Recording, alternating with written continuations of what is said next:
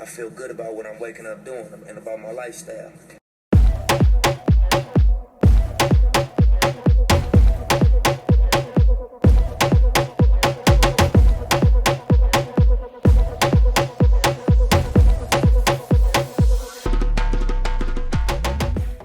Hello, my beautiful people, and welcome back. So today I'm going to be taking you through a part 2 of a pre-run warm-up. So I know that I've already shown you how to dynamically warm up your body before your runs, but I also want to show you how to properly lengthen any short muscles, get rid of any tension or adhesions within the lower body so that you have an even better running experience. So for today, all you're going to be needing is a foam roller and a nice firm ball.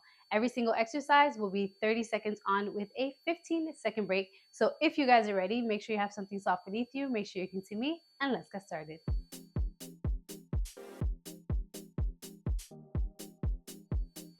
All right, guys, so before we get started, I just want to make you aware that it is very important that you are properly hydrated before you use the foam roller. So the goal of the foam roller is to help us get rid of any adhesion or knots within the muscle, which is causing it to shorten. And as we are foam rolling, the goal is to make sure that we're bringing that muscle to its optimal length. So if you are dehydrated, what is happening is we're gliding onto that adhesion, but we're not able to break it down because the muscle is too dehydrated. But if you are properly hydrated, we can start to break down that adhesion because now we have the ability to glide the muscles back and forth. So it is very important that you are properly hydrated before you do this, okay? So we're gonna be starting off with our quads. So we're gonna be getting down on our knees. And because running is a single leg movement exercise, we wanna make sure that we're also focusing on each individual leg on its own. So first things first, you're gonna get on your knees. You're gonna get into a high plank position. Drop your body onto the foam roller right above your knees, and then you're gonna get onto your elbows.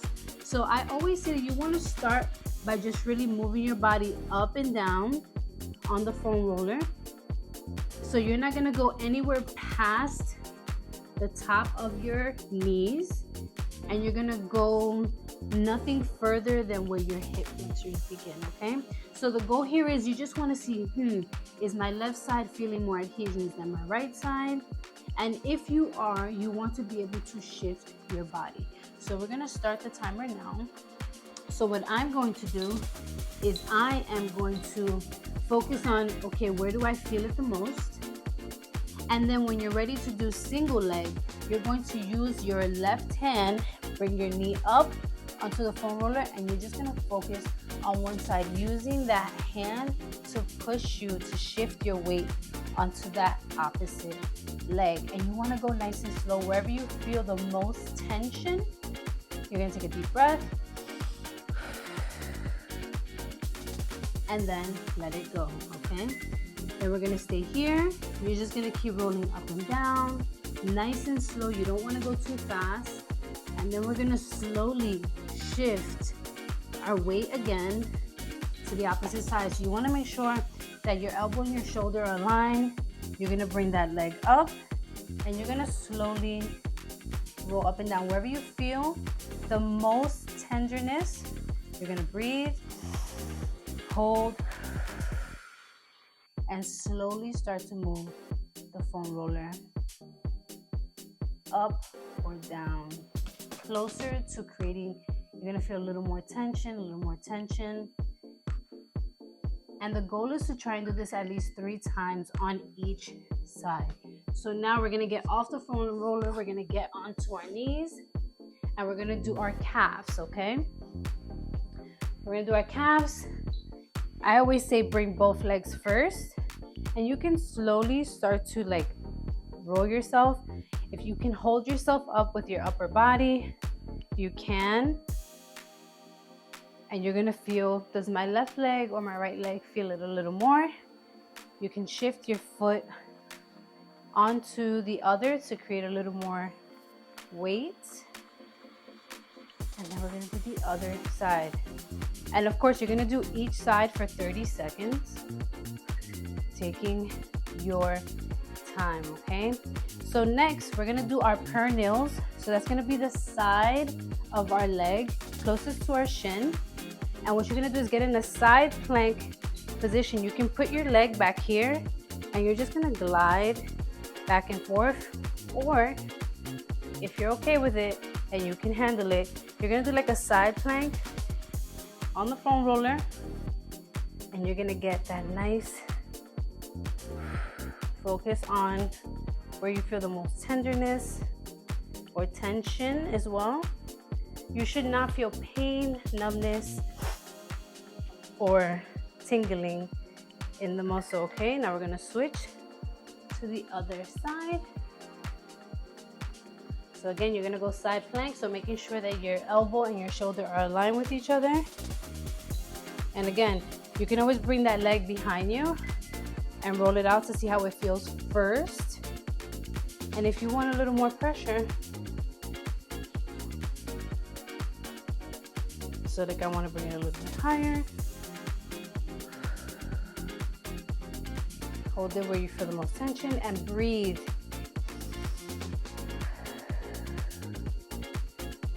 Keep rolling.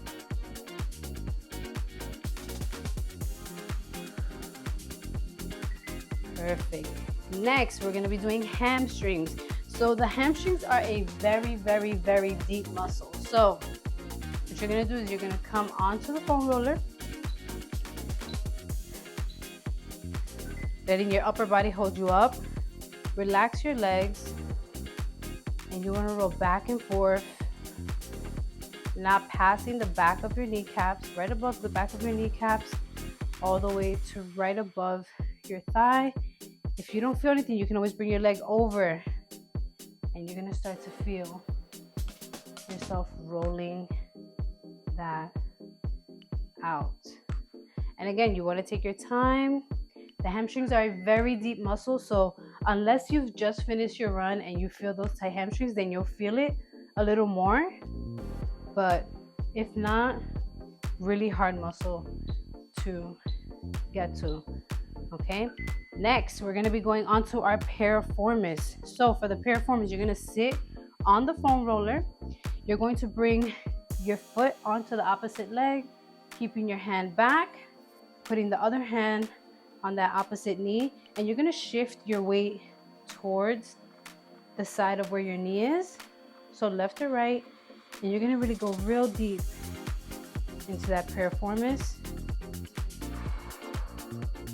Because remember, when we're running single leg movement, we're shifting our hips. Jump. Hold where you feel the most tightness. And when your hamstrings are tight, you hit your piriformis and go straight to your lower back, causing some sciatica, which is what we want to avoid. So, good job. And again, I want you to focus on which side feels the more tightness. I feel it more on my left side. I feel it more on my right side. Because there's always gonna be one side that's tighter than the other, one side that's more lengthened than the other. And you just want to be able to distinguish which side needs a little more rolling than the other. Okay, next we're going to be doing our IT bands. So this one is a little bit intense, but I need you to breathe through it. So you're going to put the side of your hip onto the foam roller, leg forward, other leg straight, and you're going to be up and down. Notice how my elbow and my shoulder are aligned with each other, and the goal here is to try to get all the way to the side of your kneecap. Nice, hold and breathe.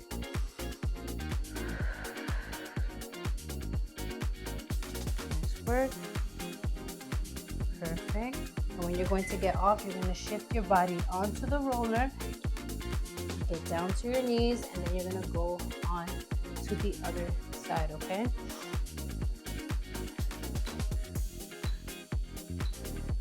So again, hip, elbow, back leg forward, and you're gonna slowly start to move using that leg and that hand to help you, making sure that leg is relaxed.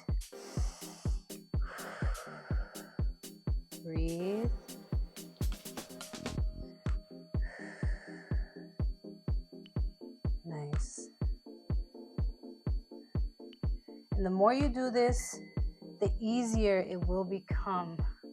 That, I promise. Perfect. And you're going to slowly bring yourself off of the roller. Now, we are going to focus on our shins. So a lot of runners get shin splints. You're going to take the ball and you're going to bring it to the side of the shin, and you're going to slowly start to roll the ball up and down. And like right now, this is the most tender spot. I feel it going all the way down my foot. So remember, we're constantly putting our foot in plantar and dorsiflexion. You want to take your time. And the timer is just used as a guide, but it should be at least 30 seconds while you're rolling out. If you feel more tension on one side than you do on the other. If your left side feels tighter than your right side, focus more on your left side, because you want to make sure that they feel the same. Same thing, you want to take that ball, bring it on the side where the meaty part of your leg is. You don't want to bring it onto the bone, and you just want to start right like 2 fingers below your kneecap and just keep it nice and close. Go up and down wherever you feel the most tension. Like I'm holding here and I feel it all the way down here in my ankle. Good job. Perfect.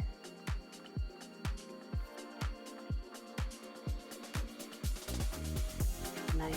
And you want to do this again 3 times, 30 seconds each. And now, the part that I feel people forget the most, your feet. Your feet can hold up to 4 times your weight. But just imagine hitting the pavement. No matter how cushioned your shoe is, you want to make sure you take this ball, start at the arch of your foot, put a little bit of pressure, and just let your foot lay on there. So if you have plantar fasciitis, you wear dress shoes, just try to really roll that out. Because remember, it is not normal for people to run on cement. That's why if you see a track, it's a completely different pavement than the regular street roads. So a lot of us run on the streets, and that's fine because we get the proper shoes, making sure you have the proper shoes, making sure you switch out your shoes when you're supposed to. But this is really going to help you focus also on that ankle flexion. You see how I can just bring my foot closer? You want to create that ankle flexion. Perfect. The pressure. I promise you, when you do this on the ball of your foot, you're going to feel it so much. But you want to be gentle. You want to breathe through it, okay? So now, I'm just going to have you do plantar and dorsiflexion. So you can grab your foam roller to give you some stability. And you're going to bring your leg out and you're going to go plantar, dorsi. Plantar. This is what your foot is doing as you run. And some people, even when they point their toes in plantar flexion, they get cramps. So you want to be able to do this to really train your foot on the motion, right? You want to keep going. Other side. Good job. Keep going. Nice work. You want to rotate those ankles. Go the opposite way. The more you do this, the more your body is going to register all of this mobility that you're doing for it to make sure that everything stays in its optimal length, which helps you reduce the risk of injury. Every single athlete, anybody who goes to the gym, their number one priority is making sure they don't get injured. But I promise you, if you focus on recovery, making sure that you're stretching, foam rolling, and properly warming up and cooling down, you will reduce the risk of injury by probably 100%. But we have to be mindful, listen to our bodies, and really focus on making sure that everything is in its optimal length so we can have the best workout and running experience. So I hope you guys enjoyed this part 2 of a pre-run warm-up. And if you did, don't forget to leave a comment in the comment section down below. If you are new here, do not forget to hit that subscribe button. Don't forget to hit that notification bell so you know when I put out a new video, and don't forget to give this video a thumbs up. And as always, guys, get up, get out, and do something that makes you happy.